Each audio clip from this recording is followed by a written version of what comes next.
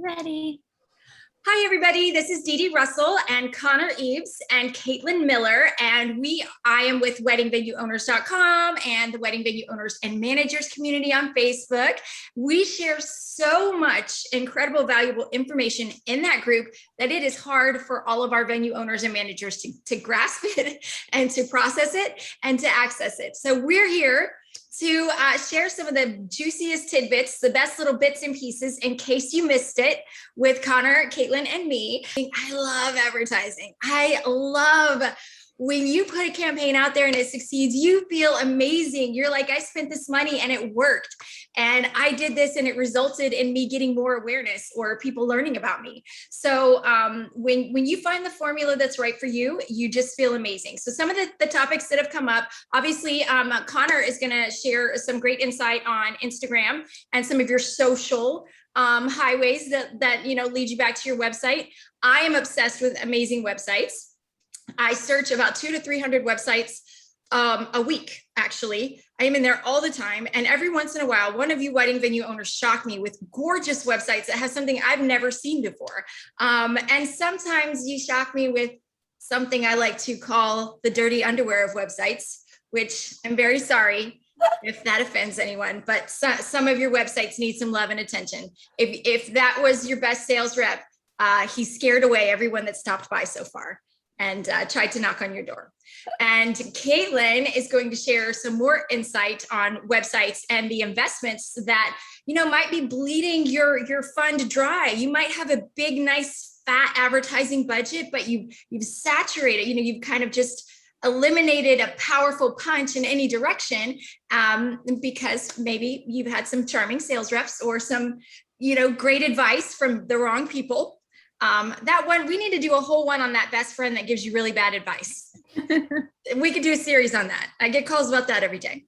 But your website is your best sales rep. I say it all the time. I believe that wholeheartedly. It's also something you own. You own your website. You invest in it. That is like the city that all the highways come back to. Your highways are your word of mouth. Your highways are your flyers and your print advertising and your social media, of course. All of those highways, hopefully paved very well with guidance and direction, are zooming traffic to your website that then is such an amazing sales rep for you. You can't help but book a bazillion clients. Connor, remind everyone who you are and how amazing you are, and then tell us about some of those social media highways that we can use to boost up traffic to our website and sell and book lots of weddings.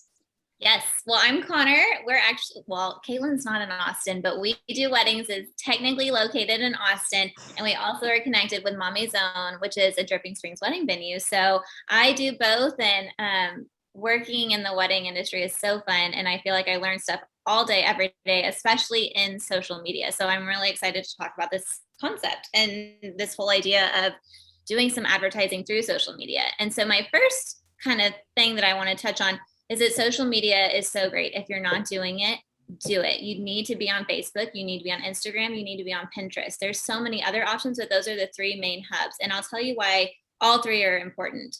They're reaching different people. So the people that are on Facebook are going to be different than the people that are on Instagram. And then there's going to be different people on Pinterest. Typically, Pinterest brides are going to be the type of brides that are really collecting all kinds of looks, all kinds of ideas. They might be a little bit more DIY, which is totally okay and great. And they're really going to, if they see what your venue is doing on Pinterest, they're going to get excited because it's going to show them, hey, I can have my wedding here. And hey, this is what it's going to look like.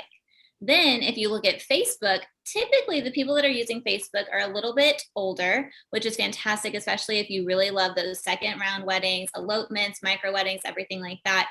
And Facebook is such a friendly hub anyways. It's such a great place to interact, ask questions, be communicative with a venue, that I think a lot of people that use Facebook are looking for that familiar face, that friend, that really kind of feeling of home. And that's such a great element when you're trying to pick a wedding venue. You want to feel comfortable with the wedding venue and you want to make sure that connection exists. So I think Facebook is really great for that type of couple, bride, whoever you're reaching out to. Then there's Instagram. And as probably everybody knows, the millennial generation and the younger ones are coming on up and they're planning their weddings and they love Instagram, especially because it's right in the palm of their hand all day, every second. And if you are flooding their Instagram feed with beautiful concepts, beautiful inspiration, they're going to be drawn to you.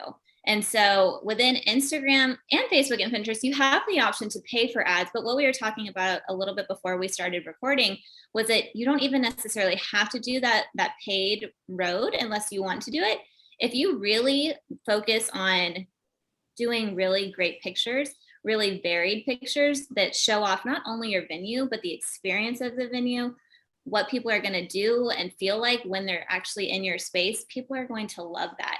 And then on top of that, we talked about hashtags, and hashtags are so important. And I know a lot of y'all are thinking hashtags, you mean those number signs? I still to this day think about that all the time. My husband makes fun of me all the time because when we go and like punch a code to get through a gate, I'm like, oh, hashtag 1357. And he's like, oh, you mean number? And I say, oh, no. I mean hashtag. We gotta do the hashtag. And they're kind of life, because hashtags on all social media, mostly Instagram, are really going to be what connects people to your page. So a hashtag is going to tell the people what they're looking at, where you are, who you are, what inspiration you're giving. You can do so many different types of things. And for every single post, your hashtag should be different, because they're going to be different posts. They're going to speak to different people. So you want to make sure that you're keeping that variety alive, the color, the feeling, everything, the excitement. You want to make sure that it's constantly varied, and you want to make sure that it's constantly appealing to not just one bride, not just one groom, all the couples out there. So that's it in a nutshell. Happy to keep going if you want me to. So content struggles are real. Hashtag content struggles are real. I feel you. So venue owners, that's a whole other big topic to discuss and tackle. We talk about it a lot in the groups. I know that it's a challenge, but if you love your vendors up and you have a great relationship with your photographers, we talk about this all the time, that struggle gets a lot less, and the relationship builds with you getting content. But here is the thing: never allow yourself to be at the mercy of waiting for someone else to provide you with content. We all have smartphones. We don't have an artistic eye like our amazing photographers, granted, or the skills or things that they do, but we have a smartphone. Take it out there right before the setup is finished. Okay, so there's a server down there at the end, or somebody bringing in flowers and it's not perfect. That's okay, because you have a gorgeous setup of your banquet space or your chapel or your outdoor ceremony site, and it's different than the setup you had the week before and the week before. So your phone should be cram-packed with 15 to 20 to 30 images of each wedding, because you had the boho wedding, then you had the very modern wedding, then you had the country wedding. All of that helps you get your hashtags, pull your hashtags from whatever is in that picture or video, and then take a few horizontal videos each time, because those are going to be amazing. And what you can't use on Pinterest, you can use on Instagram or on Facebook, and you can rotate that content around. And then engage with followers. Anyone that's ever gone to a networking event or had to network, and like you're like so excited to sell your business, but then you have to hear about the other person's and you're like, oh, you're going to talk now? It's me. Maybe I'm the only one that does that. So the thing is with Instagram and all of them really, but especially with Instagram, if you want to grow your Instagram with like-minded people, like a similar audience or a defined audience, like we target in weddings, engage with those that you have liked. Like once a day, go to those you have liked and go down every one of those pages, find the most recent picture, like it, and comment. And comments are golden, because almost nobody comments on those pictures and images. And I'm not on Pinterest a lot, so I'll leave that to Connor to let us know if that works as well. But when you actually comment, you are now really gaining a presence with that person. If you want to grow your Instagram, be engaging. Don't just wait for engagement. Yes. I can't say that I agree with that anymore, because it's so true. The more you engage, the more those connections come up. I mean, we see it on the Mommy's Own Instagram all the time. The more that we comment, the more that we see beautiful flowers, beautiful invite suites. I mean, Karen, the owner of Mommy's Own, is the best commenter ever. I just love going on there and seeing what she's commented, because she's so sweet and supportive, and she loves people, and people really respond to that. So I always love to see the comments that she's doing, and people, as soon as she comments, they follow us right back. So it's magic. I mean, just make those those connections, and don't be afraid to do it either, because you're not alone. Every single person that's on Instagram wants followers. They want people to know about them. They want to communicate and connect. So if you think that commenting is scary, don't be scared. People love it. It makes them feel good. And the world needs more happiness and smiles. So comment away. People love that. Absolutely. Yes. Can I say that I love We Do Weddings. If you're not following We Do Weddings, that is like a master class in how to support your wedding industry colleagues. The images that you share, I mean, it's like as if competition never existed whatsoever. It's such a beautiful thing to see. So We Do Weddings, find them on Instagram, find their website, it'll guide you to Instagram. But I think using that as your community and building out from there, liking the photographers, sharing their images and things like that. And this could be a little bit of a no-no. You have to be careful with this, but if you find something beautiful and you want to share it, take a screenshot, get rid of all the ugly stuff, leave whose it was, don't take that out, but reshare it on there and then tag those businesses in there. Beautiful things I found on Instagram. I like to do those on Facebook. So that way they also can see your Instagram. So the same thing with TikTok. I will share my TikTok videos on Instagram so that all of my followers on Instagram know I'm on TikTok. And if they're not following, they'll go over there. If you share something, you know, kind of use it interactively, because what you want to avoid is having all your eggs in one basket. Totally. And actually, you just made me think of something too that I do all the time. So every Saturday when the baby's napping and I'm just sitting there, I actually go to all of our tag posts on Instagram, because so many of the tag posts are pictures that we might not even have yet, or that, you know, the photographers haven't shared, or it's just these really great pictures all the way back from when we started. And I'll just go through them and I will screenshot them, and I'll make sure that I get the list of all the vendors that are attached to that image. And sometimes I'll use those through the week too, because I love all the new pictures that we're getting from yesterday and today and tomorrow. But sometimes it's really fun too to see everything that's in our entire breadth since 2011. So if you have people tagging you, you can use those too. Just make sure that you give everybody the shout out that they need, because obviously we know that everyone works so hard in the wedding industry, and it's great to give them shout outs too. And those connections will help. So Caitlin and Connor, I'm feeling heart palpitations from someone out there watching this video. I know it's not live yet, but I'm feeling it in advance. I'm feeling somebody sitting out there with a look on their face like, no, I hate this so much and I can't stand it at all. I want to let you know, if you're a venue owner watching this and social and you lost us way back at hashtags or hello, listen, you're busy. Nobody understands how much work weddings involves. So, and how hectic things are. And, you know, it is a lot of work. So if you cannot handle the stress and structure of really maintaining your social media, outsource it. There's a million people that can do it. Inbox Didi at weddingvenueowners.com. We have people posting in the group all the time that do social media marketing, that outsource it. There are moms that would love to do that, stay-at-home moms. There's a few moms in our group that are wedding venue owners, and they also do some social media on the side. There's also college students in your area. So if you don't love it, don't let your Facebook sit there with a post from a year ago and you haven't posted since then. That makes it look like you are out of business. And you know, a lot of times people will go to your Facebook that usually are never on Facebook, because they know you have a ton more photos there, and they're displayed in a way that's a lot more user friendly sometimes than Instagram. So I don't want to go to Instagram if I know that you have galleries and galleries of images probably on Facebook. Sometimes I'll check that first. The other thing I want to remind everybody is don't feel ashamed if you don't have time to do social media. There's resources for it, and it's very affordable now. But also, the other thing I hate when I go to Instagram is when I look at an Instagram and all the pictures have so much content, text in them. That's one of the worst, most heinous things ever. I know you want to put a lot of commentary, but people read the comments. Also, a picture's worth 1,000 words. So go to your Instagram, and if all of your pictures have so much content or comments or text inside the picture, like you got Canva and you went crazy and like you just like couldn't stop Canva-ing across your pictures, like stop doing that. That is terrible. So, you know, just a pet peeve, just, you know, look at it from the eyes of an engaged couple or a mother of the bride or father of the bride, and, you know, a new perspective. So, yes. Or, you know, inbox all of us. We'll go and be judgy over there. We have nothing better to do in the evening than go and judge your social media. We'll do that for free. I don't know about you two ladies, but I'm doing it anyway. So you might as well give me a direction. I'll go there. If you're brave and you want to let Connor and Caitlin, and I know put your social media in this and we will go to town on it. We'll let you know how we really feel. We'll give you an assessment. In the most loving of ways. Oh, I was going to say, Yeah. Caitlin's the sweetest person in the world. So is Connor, and so is Dee Dee. So we would do it like in a wholesome, loving manner. We would, yes. Dee Dee goes, maybe a little.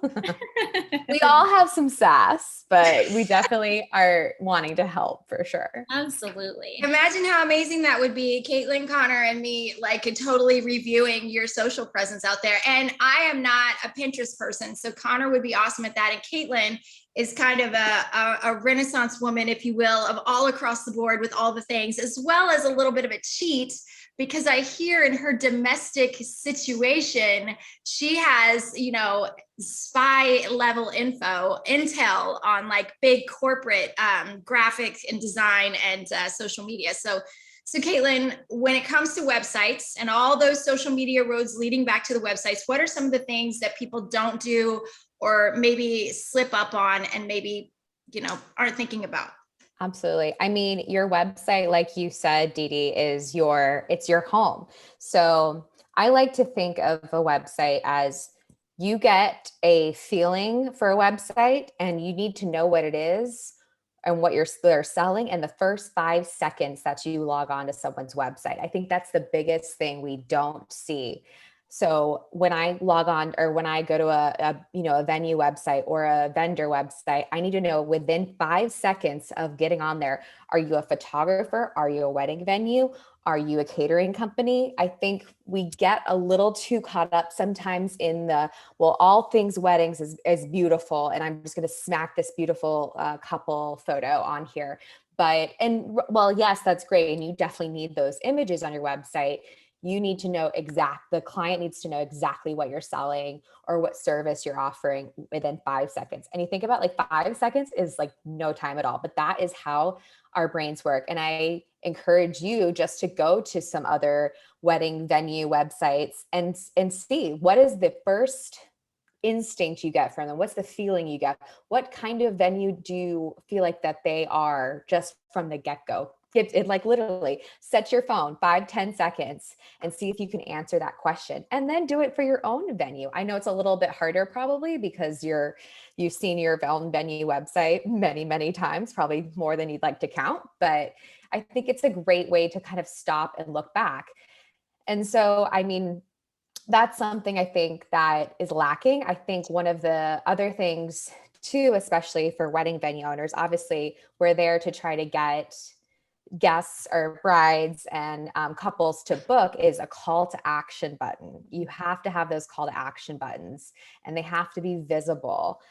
So they need to be right there on that homepage. A bride or a groom or mother of the bride or mother of the groom need to know exactly how to get a hold of you, how to book a tour, and make those connections really easily. It should not be scrolling all the way to the bottom, be like, ready to book a tour? It's like, no. That needs to be real clear, real fast.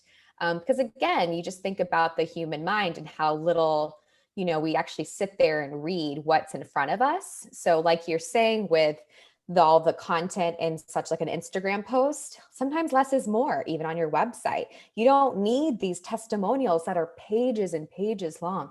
You need 1 to 2 sentences that really speak to why your venue is perfect for this couple. So I really just think and I mean, I'm a terrible example of this because I'm very wordy with my writing and everything, but less is definitely more. You got to find those attention grabbing sentences or phrases and put them on your website. And, that's, I think, what's going to drive people there. It also has to be user friendly. I can't tell you the number of websites I've seen where sometimes the title bar, you scroll and it disappears. Like it has to scroll with you. Like that's one of my pet peeves. I'm like, where's the title bar? How do I get to the next page or the blog page? So you have to really look at it from the eyes of someone who is there for the first time and they want to only spend 5 minutes or less on the website, which I know doesn't seem like a lot of time, especially with all the money and time and energy you've probably put into this website. But that's just unfortunately the reality of some of these, when people come to book or look at venues, look at other vendors, you have a very small amount of time to make that impression. So while yes, your hope and dream is that someone is going through every single page of your website and reading all the content that you've so worked so lovingly hard on, it's probably not the case. So what is it that you want them to get to know about your venue straight off the bat? Are you a rustic barn? Is that your style? Or are you a venue that has many outdoor spaces that caters to brides who really love nature?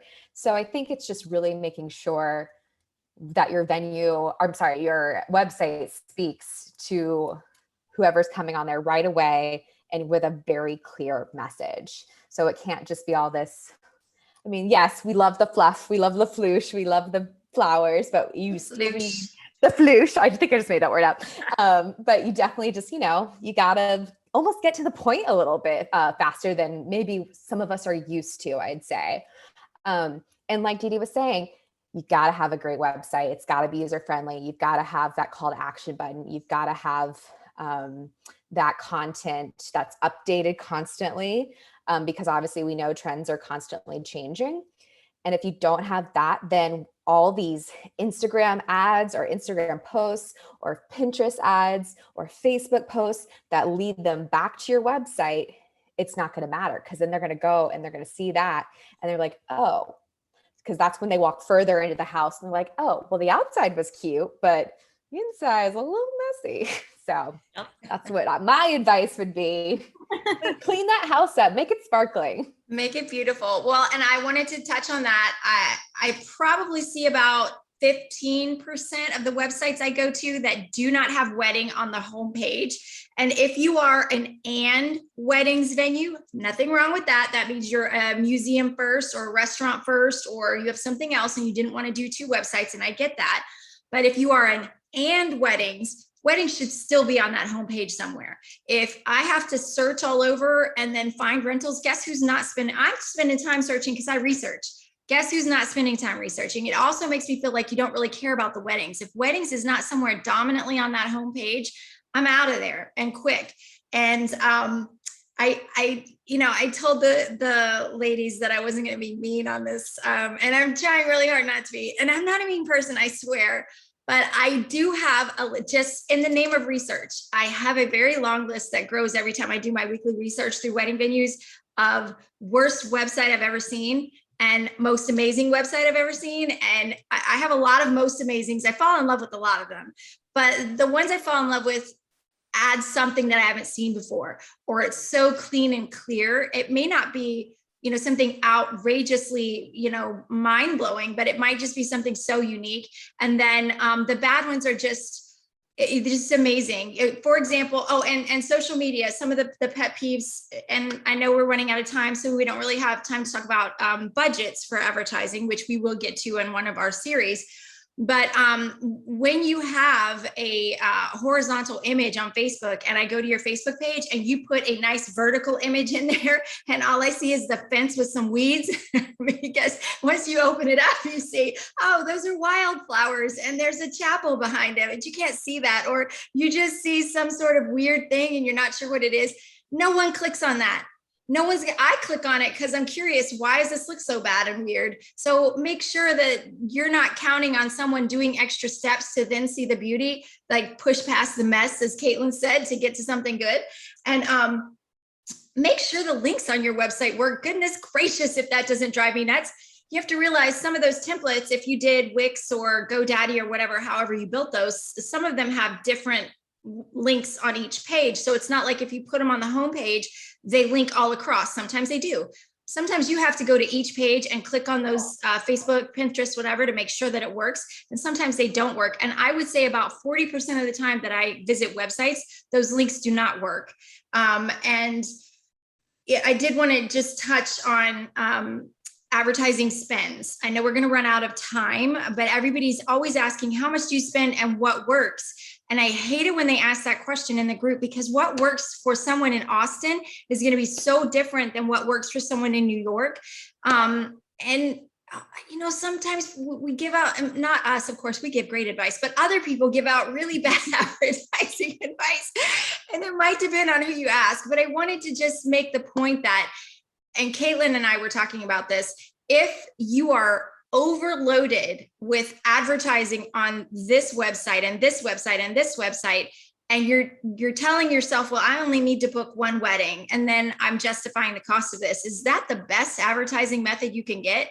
Like if you sink a bunch of money into the biggest bridal show and then you kind of feel bad about it, and then you have to tell yourself, well, if I just get one wedding, it's going to be okay. That theory floats around everywhere, and I probably don't go a week without hearing, well, if I only book one wedding. Like, seriously, think about that. Is that the top highest level you can get from your advertising methods? You own your website. It's yours. It's your intellectual property, and all roads lead to it. Investing in your social media that drives people back to your website, where your best sales rep is representing you 24/7, that's tremendous. So if you're so overloaded with spend everywhere else, and you're telling yourself, I only need to book one a year, that's really the lowest expectation you can possibly get. I am going to put Connor and Caitlin's emails at the end of this, at the end of the video, because they work with wedding venue owners to help identify advertising budget. They can look at where your spends are privately and talk to you about some of those spends, and talk to you about, what if you got rid of a lot of those subscriptions and focused on one thing, but then focused on your advertising. So we didn't have a lot of time to fully go into that. And I just want to get a last goodbye from each of you, because we ran out of time too fast, but we'll get to it next time. Yeah. Talking about spend is too important to do in a short amount of time when it's not cookie cutter. Right. Yes, exactly. 100%. We can't wait for the next one. Yeah. I know. I can't believe we ran out so fast. I know. Time flies when you have fun. We'll do It does, and there's so 24/7 much day. info to share. But I'm going to share those email addresses for Caitlin and Connor, so that you can ask them direct questions about advertising spend and suggestions.